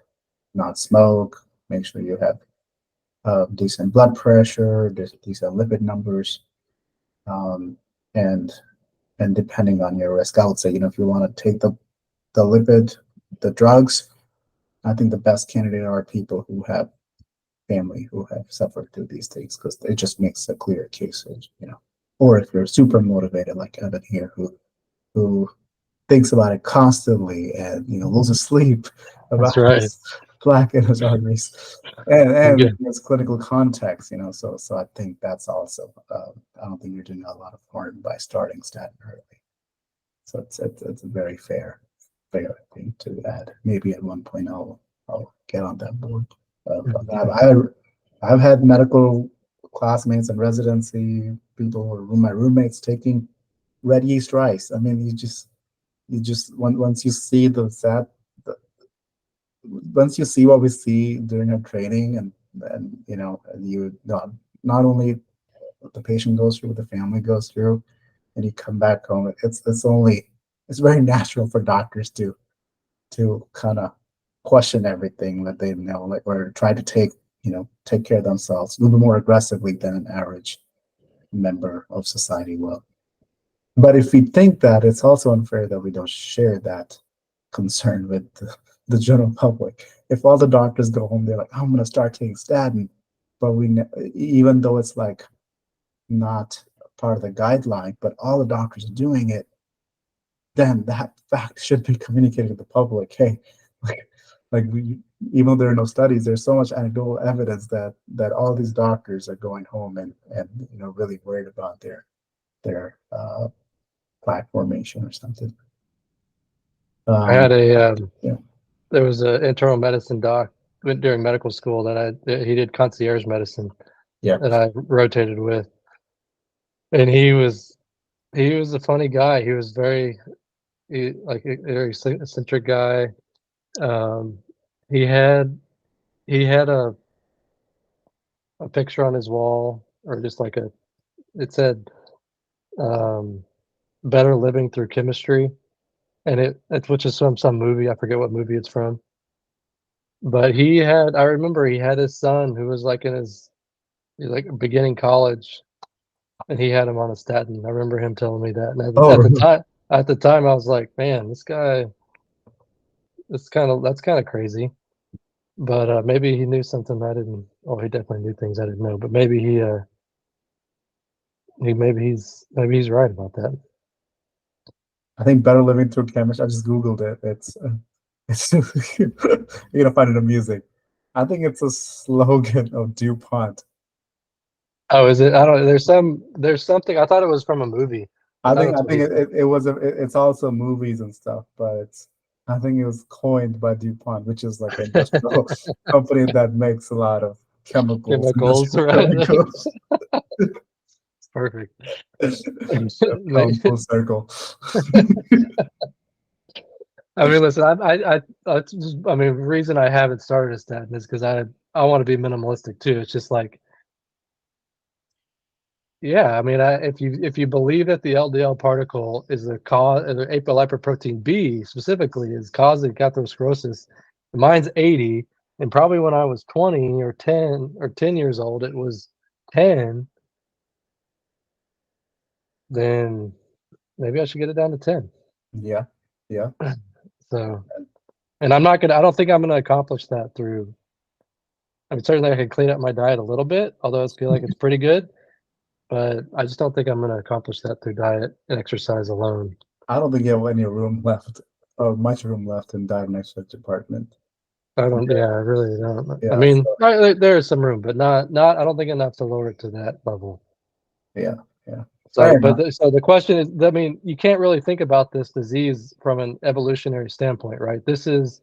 We've already passed on our offspring by this point. By the time this becomes a consequence, we've already passed on our offspring. So you can't think of this as like, oh, why would evolution want us to have cardiovascular disease if it wasn't good? Or like, why would they want us to have apolipoprotein B levels that are high if it wasn't good? Blah, blah, blah. But it has no weight. It doesn't make any sense. Can you tell us why it doesn't make any sense? because you've already reproduced. By the time this becomes of any consequence, like Alzheimer's, like these things that happen when you're 70, 80, 90 Yeah. have no consequence on passing on your genes, so on your fitness. So evolution is designed to create traits that guarantee a lot of offspring. But once it's accomplished that goal, everything else is kind of random and not really dependent on evolution. It's a good point. I would say the reason I am hesitant to recommend it to my friends and family to start statin early, I still think the plaques that rupture most are these kind of new plaques. And I think the biggest factor is this high insulin resistance, because I think high insulin resistance causes your body to accelerate, like we discussed, plaque formation. So in a person who has normal insulin levels versus high insulin levels, everything else being equal, at any given time, you're more likely to find these baby plaques that are not calcified, but are more likely to rupture. And as time goes on, they will probably, if you do a CT scan of somebody who is diabetic and has been for all their life, you'll see so much calcium everywhere. It's incredible. Yeah. But at any given time, if you buy the theory that the plaques that rupture are these, not the 90% plaques that are very big and, but these mild plaques that are 10% that don't have any scaffolding, your body has an attempt to kind of secure them. And you have like 20 times more because you have diabetes, then you're more likely to have, in my opinion, a stroke or a heart attack. Just a random pop of a clot that gives you a clot formation and organ damage. So in my mind, at least currently, knowing what I know right now, if I had to pick one thing to control, this would be the insulin resistance. So I think everything else. Okay, let me reflect. Don't be a smoker. So as long as you're not a smoker, the second most thing would be having your, like, if I couldn't check my lipid panel at all, but I could measure my insulin levels and keep that low, I feel like I would have done enough to lower my risk for heart attack and stroke. So this can change obviously, but I think just insulin is just part of all this stuff. And I see people who are diabetics, and I've seen their CAT scans. It's just incredible. It's incredible how much calcium they have everywhere. But yeah, little personal anecdotes. Yeah, I mean, I would agree that your metabolic health should be your first priority. I mean, it's the thing that, again, we don't know enough about about cholesterol in general, or the LDL, HDL. We do know that diet and exercise, without any medications, diet and exercise, you can be metabolically healthy. Yeah. And so those are the things you should tackle first. And Abbott does not have insulin resistance, and he exercises a lot and eats incredibly healthy, but he still worries about having plaque. So his concerns, he's in terms of health, probably in like healthier than Peter Attia, the writer of this book, because he discloses that he has some bad genetics. Peter Attia does in his book. I think I forget which profile. Maybe it was the microprotein low A, though I'm not sure. No, it wasn't that. I think he had some relatives Oh, some family that had history of people are early deaths or early. heart attacks, and I can't remember if they died early, but definitely heart attacks. I see. I think they're living in some Eastern European country or something, and they don't have much data on it, but I like see. why they died exactly. But he does have a strong family history of cardiovascular disease. So even that, that's would be very concerning. So yeah, so those are the things I think if you understand what we discussed today, you probably understand 95% of at least the high level stuff, the factors that are important for cardiovascular. And we call it cardiovascular because it's a two-part word. Cardio is heart health, vascular is vascular health, alluding to arteries, and that's what we discussed. We talked about the heart and the arteries, and that's atherosclerosis. So, and at some point later, we'll dive deeper into insulin and stuff. But I think this is probably what you need to know about heart health from plaque formation standpoint. All right. Anything else to add to the heart topic? I don't think so. All right. All right. So we can conclude this, and we'll pick up tomorrow or next time for the. I guess it'll be. Were you going over the article, or is it? Yeah, we'll go over the articles then, and then we'll pick up. I guess he goes over chapter. I think 8 is cancer. Yeah. Okay. We can talk about cancer next time. All right. So that's part of the to change things up. We're trying to find these news articles that are pertinent for health and for general life. Okay, so I think we both have one. Do you want to go first? Sure, mine's probably the least interesting, and I really didn't. So let me see if I can share this. So I don't have an article. Full disclosure, I didn't read an article, but let's see. Anything that's shareable that's interesting. How do I do this? If I just do this, there's the up arrow, and then I'll ask you what tab. How's this?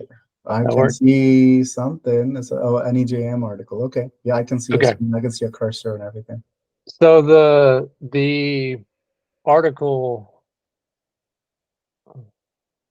was about I saw it's an Apple Plus article, and I don't subscribe to Apple Plus, so I couldn't read the article. But it basically said microplastics were found in cardiovascular events, something like this. And so I basically Googled that, and I'm pretty sure they were going to be talking about this article, this research study. And it's March 2024, huh? March 2024. Okay, it's pretty new. Yeah, recent, yeah. So I think they were just kind of taking from this, and they were giving their own little description of it. So why not go directly to the article? Yeah. And it's from New England Journal of Medicine, so you've got to be somewhat legit. And I'm interested in the topic of this microplastics. I really do believe that microplastics are causing a lot of harm to us. Not just and it's about cardiovascular effects of microplastics. Right, exactly. Yeah. I mean, I think the uptick in colorectal cancer is this is playing a role, but because it talked about cardiovascular events, it's kind of intriguing. But basically, they took this population of patients, 304. I guess only 257 completed it, but essentially they looked at plaques in the carotid arteries. I think they were undergoing carotid endarterectomy. So they took out a piece of plaque which is in the carotid artery, and they analyzed it. And basically what they found was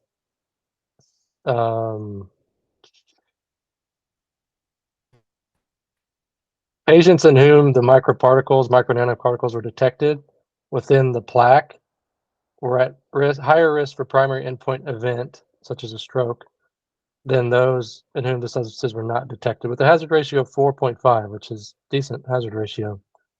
So they were detected at a higher rate in those people. I guess they had, I don't know why they I thought it was just stroke, but they said higher risk of composite myocardial infarction too. So I guess if you assume that there's going to be microparticles in the atheroma in their carotid artery, they probably have it in their coronaries as well.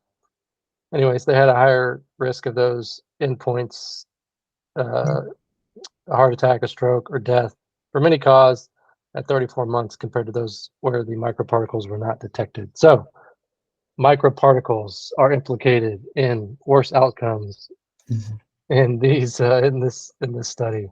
Scroll back to the method. I'm trying to That was read that. cardiovascular events.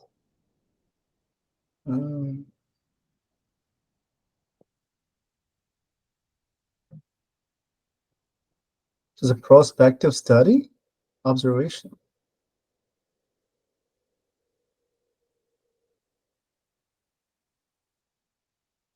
Prospective multicenter observational study involving patients who were undergoing carotid endarterectomy for asymptomatic coronary artery disease. Carotid artery disease, yeah.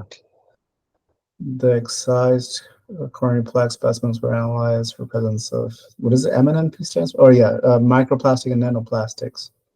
Right. With the use of pyrolysis gas. Okay, mass spectrometry and various different methodologies there. Inflammatory biomarkers were assessed with enzyme linked. Okay, yes, Robin assay. So primary endpoint was a composite of myocardial infarction, stroke, or death from any cause among patients who had evidence of MNPs and plaque as compared to people with plaque. So I mean, trying to they did this surgeries on people who had plaque but never had a stroke or a heart attack. I mean, let's just talk about stroke since we're talking about carotid arteries.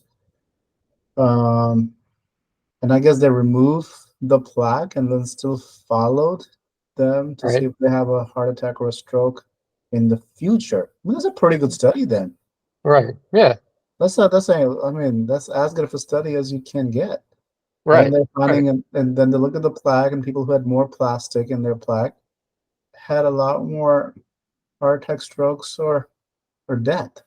That's not incredible. Just like so basically they separated between having plastics and not having evidence of plastics. Oh, so it's not okay. I don't know how I can't imagine there's a person alive that doesn't have like microplastics somewhere, lodged in something. But somehow, for whatever reason, maybe there's people that are more prone to having microplastics, or maybe they just have a higher exposure to microplastics. Mm-hmm. That's why they're getting in these plaques. But I think the assumption is if they're getting in the plaques and the carotids, and they're probably getting in the plaques elsewhere, which is why they also had MIs. So anyways, it's I mean, the only other thing would have been, I mean, that can happen. Like, only other better study would be if you take people and create two groups and feed microplastics to one group. Which that's the thing. That I mean, other than that, this is probably as good of a study as you can get, and I mean, that study. I guess you can't know the exposure. You can't know the exposure of microplastics in these two populations, is what you're getting at. Yeah, but I mean, definitely gives you correlation, a very strong correlation, and the question is, do you jump and say there's causation? I mean, there's a lot of circumstantial evidence. Well, the other thing is like this is a very common surgery. So they could easily, this could easily be expanded to do it again. How many patients again? 304 or 257. 357 completed it, I guess. Still, I mean, if you get that good of a result, I don't think you need more patients. I mean, that'll give you more power. Interesting. That's actually a very interesting article. Okay. Well, I guess it is an article, but if we're talking about a news article, it wasn't the news article, but it led me there. Okay, now I will share mine's about COPD and prices of inhalers in America, and this is all about, I guess, kind of Bernie American. Sanders.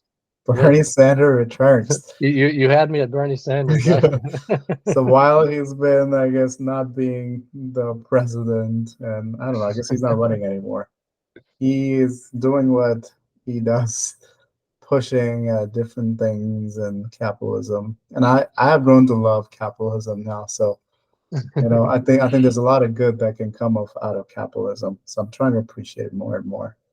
But essentially, what they did is this kind of group of revolutionaries sent letters to four of the big um, pharma companies that make inhalers.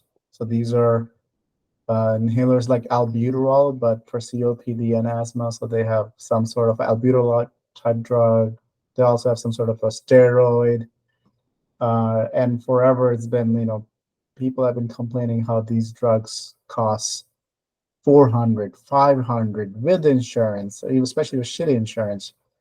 And if you have no insurance, I mean, it's like, it's ridiculous how much they can cost. So they basically sent, and um, I think they work with FTC as well, which is like Lena Khan, who's been kind of anti, um, kind of been doing trust busting and really hates the big tech. But I think this article can mention a lot of these senators. They send letters to these four companies, AstraZeneca, these four companies: AstraZeneca, GSK, Teva, and Boehringer Ingelheim.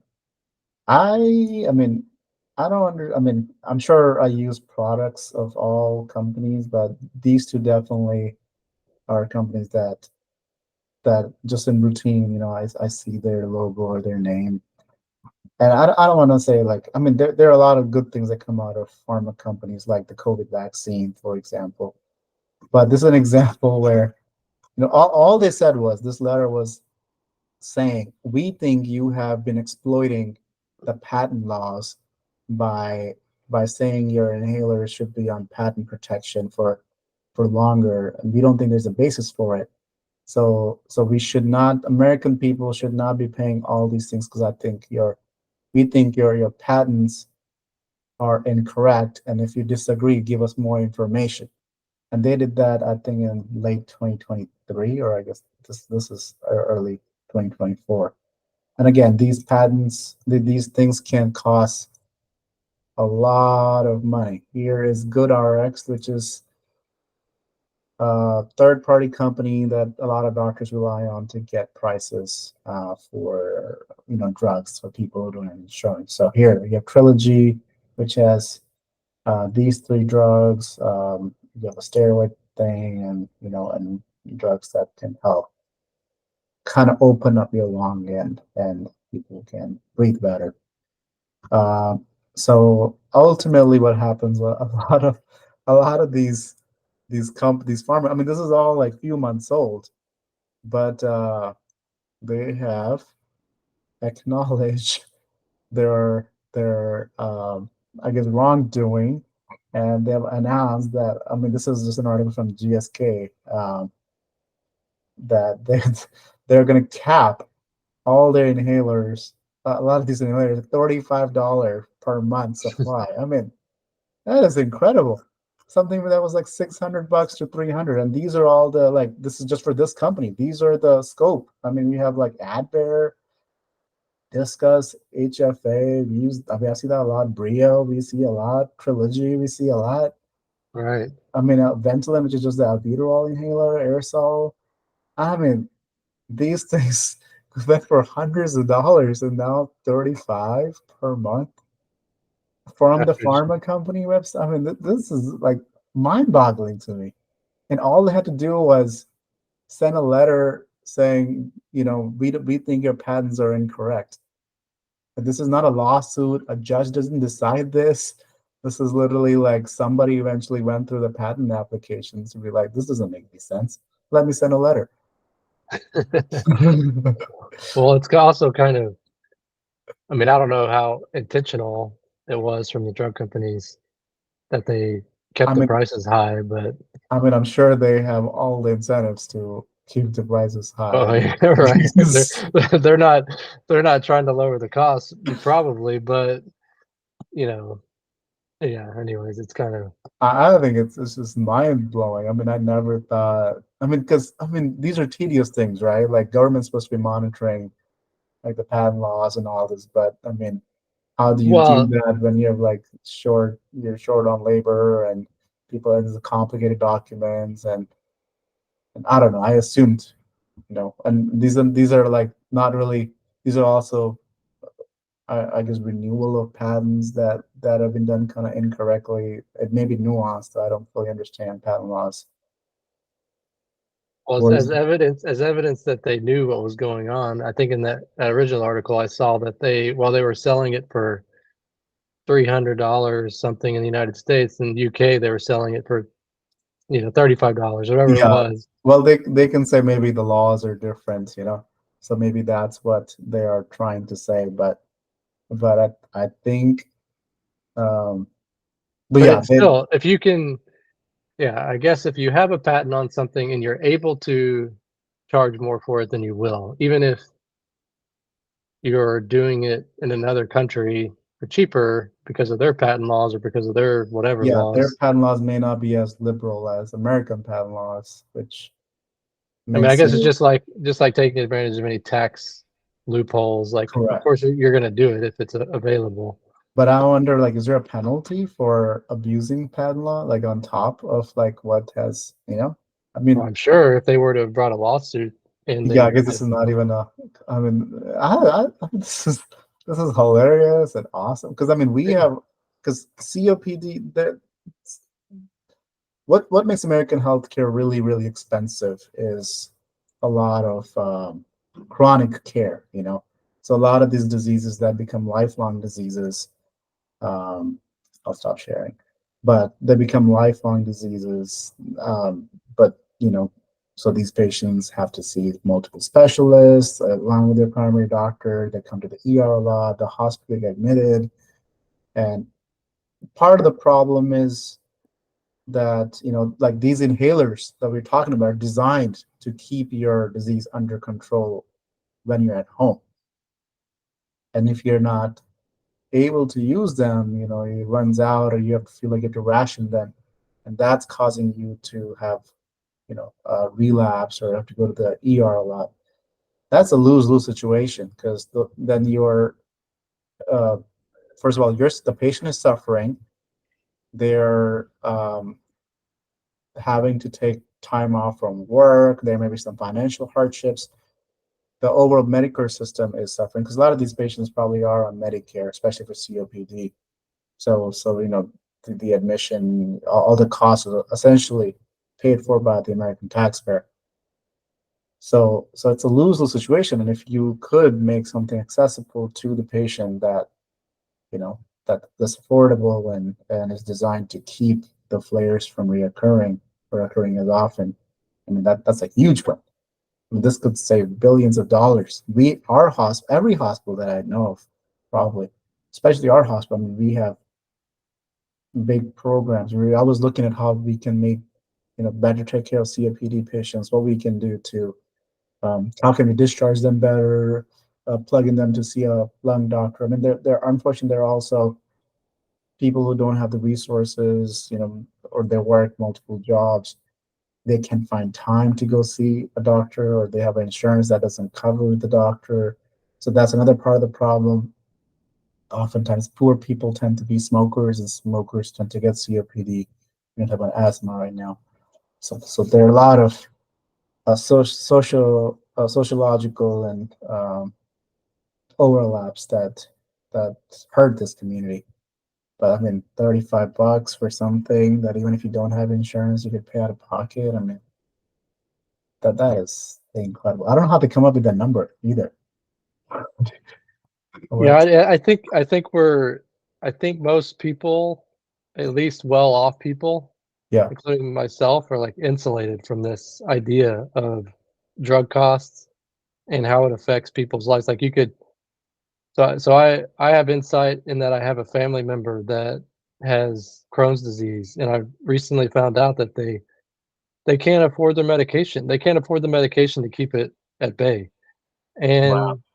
and and so she's basically disabled. Like you can't, if you know anything about Crohn's disease, of course you're going to be disabled from this disease, and it's unconscionable that I mean, you can point at her and say, well, that's her fault for not having insurance, for not having the appropriate job, or this or that. And sure, there's maybe some argument to be made in these examples.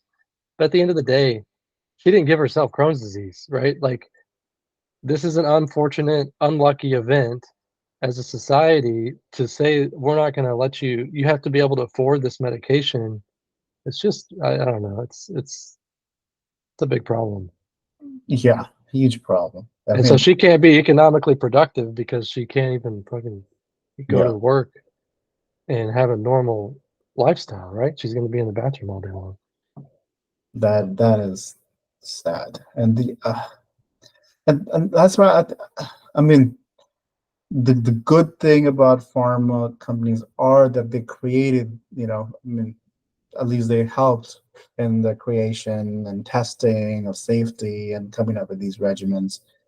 And sure, a capitalism point of view will be they should be awarded. They should, for that R&D spend. But some people's, I mean, a lot of the funding does come from the government. So I don't know what the risk that they take if it's entirely their risk, but some of the money comes from the government. I think some of the benefits should go to the government. What people will argue.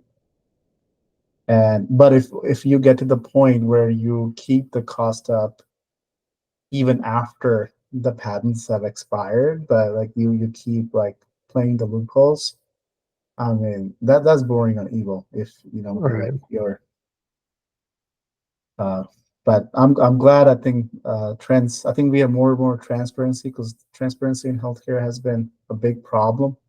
But I think more people are looking at why things are so expensive, like national debt wise. Also, like Medicare is a big part of American balance sheet. So it's a lot of people are looking at it now, and you have startups. I mean, Amazon is entering healthcare, trying to be a disruptor. I think Mark Cuban is trying to do the drug prices thing. So I think the trajectory is a good one, and but I think there's hope in the future that we'll have better drugs, cheaper drugs. So, oh, I think the fire alarm's going off. What? I think my fire alarm's going off for some Oh, reason. yay, we got to end this. All right. Can you hear it? I can hear something. Yeah. Okay, hopefully it's not as annoying as I is for me. It's not super More. loud, but I can hear it. Okay. All right. I think that's I think we did a good podcast. Let me see what's going on with this alarm. All But right. they're family members, so hopefully they're taken care of. But all right, man. Let me end it here. Till next time. All right. Till next time. Bye.